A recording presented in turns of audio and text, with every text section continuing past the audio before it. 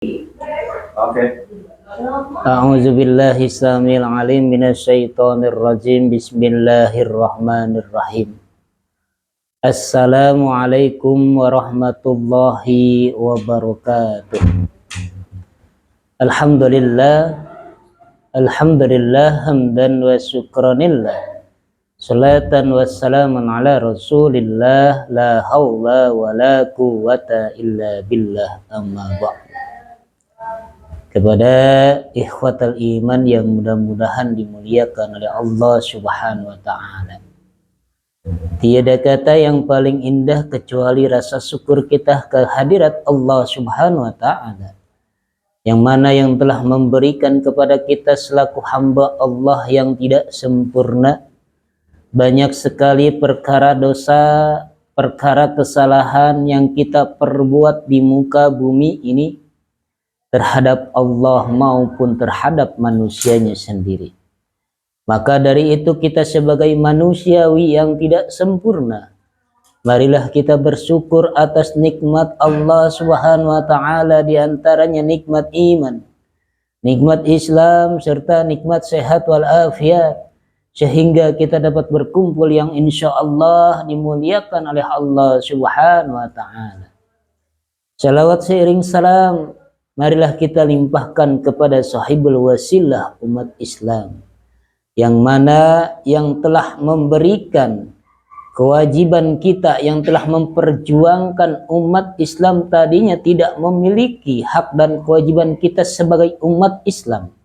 Syukur alhamdulillah berkat perjuangan dari Rasulullah Sallallahu Alaihi Wasallam kita memiliki hak dan kewajiban kita sebagai umat Islam. Maka dari itu kita sebagai umat Islam maka harus mengikuti dan ikut terus memperjuangkan agama kita. Jangan sampai agama kita diseronohkan oleh agama dari orang lain. Maka dari itu kita perkuatkanlah diri kita. Kita kuatkanlah iman kita, kita perkokohkanlah iman kita kepada Allah Subhanahu wa ta'ala, beriman kepada Allah, bertakwa kepada Allah, takut azabnya Allah, takut laknatnya Allah, takut murkanya Allah, takut dosa yang kita perbuat. Mudah-mudahan dengan dari 4 perkara tadi kita bisa beriman dan bertakwa kepada Allah Subhanahu wa ta'ala. Ikhwatal iman dimanapun berada, yang mudah-mudahan dimuliakan oleh Allah Subhanahu wa ta'ala. Di dalam diri Rasulullah Shallallahu Alaihi Wasallam tidak ada yang namanya keraguan di dalam keimanannya, tidak ada keraguan di dalam keislamannya. Tetapi beliau tidak memiliki yang namanya sifat sombong.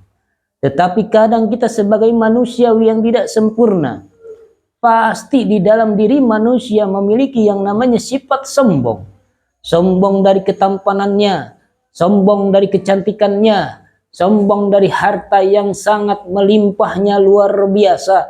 Tetapi di samping itu Rasulullah Shallallahu Alaihi Wasallam tidak pernah mengajarkan terhadap umatnya, terhadap keluarganya, terhadap saudara-saudaranya, terhadap para sahabatnya.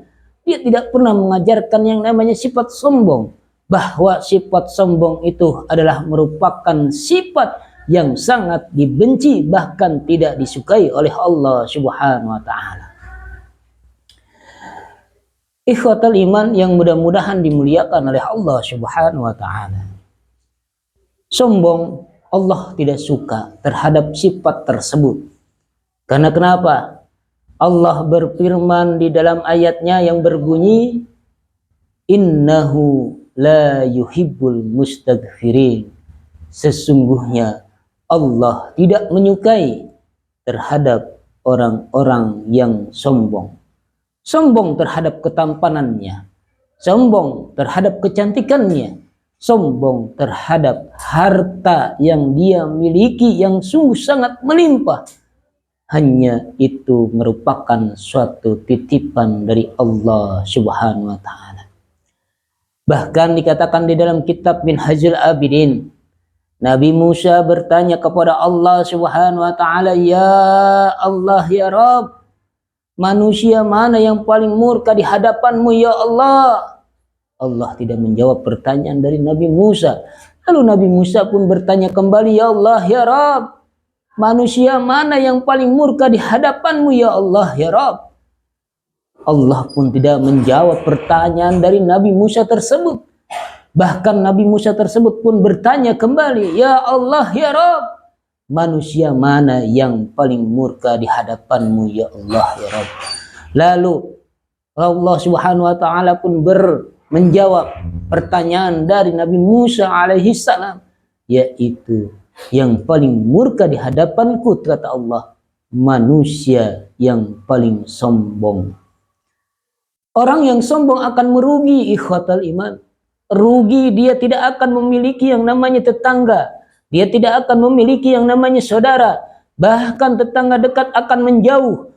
Saudara dekat pun akan menjauh. Bahkan saudara-saudara, tetangga-tetangga, teman-teman kita, para sahabat kita, apabila kita memiliki sifat sombong, mereka pun akan menjauh. Kita pun akan dibenci oleh teman-teman kita, sahabat kita, tetangga kita, saudara kandung kita. Cuma satu memiliki sifat sombong.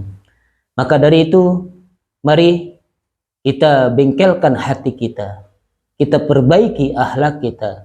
Kita perbaiki sifat dan sikap perbuatan kita.